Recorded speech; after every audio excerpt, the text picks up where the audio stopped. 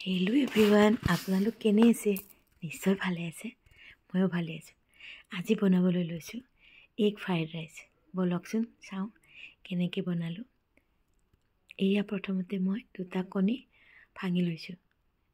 এতিয়া কণীখিনিত মই অকণমান নিমখ দি ল'ম আৰু এইখিনি ধুনীয়াকৈ ফেটি ল'ম।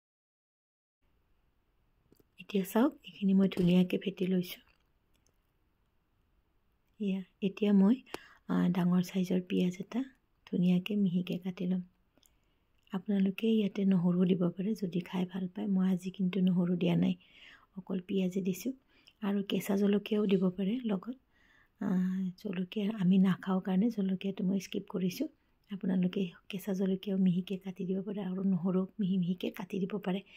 এতিয়া চাওক, পেন এখনত অকণমান সৰিয়হ তেল লৈছোঁ আৰু ইয়াতে মই ফেটি লোৱা কণীখিনি মই দি দিছোঁ ইয়াতে, আৰু কণীখিনি ধুনীয়াকৈ ফ্ৰাই কৰি লৈছোঁ।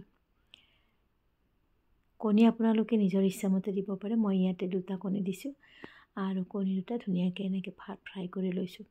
আৰু এইফালে মই কি কৰিছোঁ, চব্জি কাটি থৈ দিছোঁ। এয়া চাওক, গাজৰ, ফুলকবি, আলু, মটৰ গোটেইখিনি চব্জি মই গৰম পানীৰে এবাৰ ধুই লৈছোঁ। আৰু এতিয়া চাওক, পেনখনত অকণমান তেল দিছোঁ, পিঁয়াজ দিছোঁ আৰু ইয়াতে চব্জিখিনি দি ধুনীয়াকৈ চব্জিখিনি লৰাই দিছোঁ। এয়া চাওক, এতিয়া প্ৰথমতে নিমখ দিছোঁ আৰু ইয়াতে অকণমান হালধি দিছোঁ, দি চব্জিখিনি ধুনীয়াকৈ ফ্ৰাই কৰি লৈছোঁ।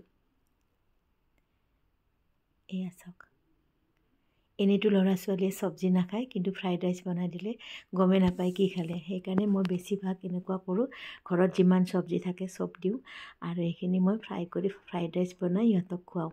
এয়া চাওক, মই ইয়াতে জহা চাউল লৈছোঁ। মোৰ ৰৈ যোৱা ভাত নাছিল বাবে মই গৰম ভাতে দিছোঁ আৰু জহা চাউলখিনি মই 70% বইল কৰি লৈছিলোঁ। এয়া চাওক, অকণমান এইখিনি কাঁহী এখনত পাৰি লৈছোঁ আৰু এতিয়া চাওক, আমাৰ চব্জিখিনি হৈ গ'ল, ভাজি হৈ গ'ল।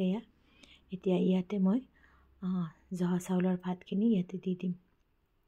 আপোনালোকে ইয়াতে বাচমতি চাউল বা যিকোনো চাউল ব্যৱহাৰ কৰিব পাৰে। মই পিছে জহা চাউলটো খাই বেছি ভাল পাওঁ কাৰণে পোলাও হওক বা ফ্ৰাইড ৰাইচ হওক মই জহা চাউলে ব্যৱহাৰ কৰোঁ। এয়া চাওক, তাতে আকৌ ঘৰৰ জহা চাউল মায়ে দিছিলে বিহুত, ক'লা তুলসী জহা, কেনেকুৱা যে ধুনীয়া গোন্ধাইছে। এয়া চাওক, এইখিনি মই ধুনীয়াকৈ মিক্স কৰি ল'লোঁ। এতিয়া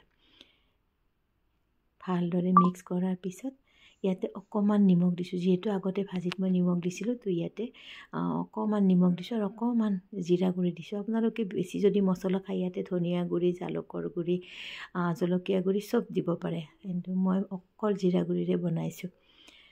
এয়া দেখিছে নহয়, এইখিনি ভালদৰে লৰাই দিছোঁ। আৰু যিহেতু মই চাউলটো 70% বইল কৰিছিলোঁ, তো এতিয়া মই ইয়াতে অকণমান পানী দিছোঁ যাতে ভালদৰে চাউলখিনি গলি যায়। এয়া চাওক, ধুনীয়া কৰি এইখিনি ৰেডি হৈ গ'ল আমাৰ। ইয়াতে এতিয়া মই কণীখিনি দি দিছোঁ আৰু কণীখিনি দি ভালদৰে লৰাই দিছোঁ যাতে কণীখিনি চাৰিওফালে মিলি যায়। এতিয়া চাওক, দেখিছেনে? কেতিয়াবা আপোনালোকে এনেকৈ খাইছেনে? খাইছে চাগে। মোৰ বনোৱা প্ৰচেছটো হৈছেনে জনাবচোন, আৰু আপোনালোকে কেনেকৈ বনায় সেইটোও দিব, মোক শিকাই দিব যদি মোৰ হোৱা নাই। মই নেক্সট টাইম তেনেকৈ বনাবলৈ ট্ৰাই কৰিম। এতিয়া চাওক, এইখিনি আমাৰ বনোৱা হৈ গ'ল এগ ফ্ৰাইড ৰাইচ। আৰু এতিয়া অকণমান কেঁচা ধনিয়া পাত মই ইয়াৰ ওপৰত কাটি দিছোঁ গোন্ধটোৰ কাৰণে। খুব ধুনীয়া গোন্ধাইছে। এয়া চাওক, জহা চাউল, তাৰ ওপৰত কেঁচা ধনিয়াৰ গোন্ধ। আজিলৈ এৰিছোঁ। ভিডিঅ' ভাল পালে লাইক কমেণ্ট কৰিব।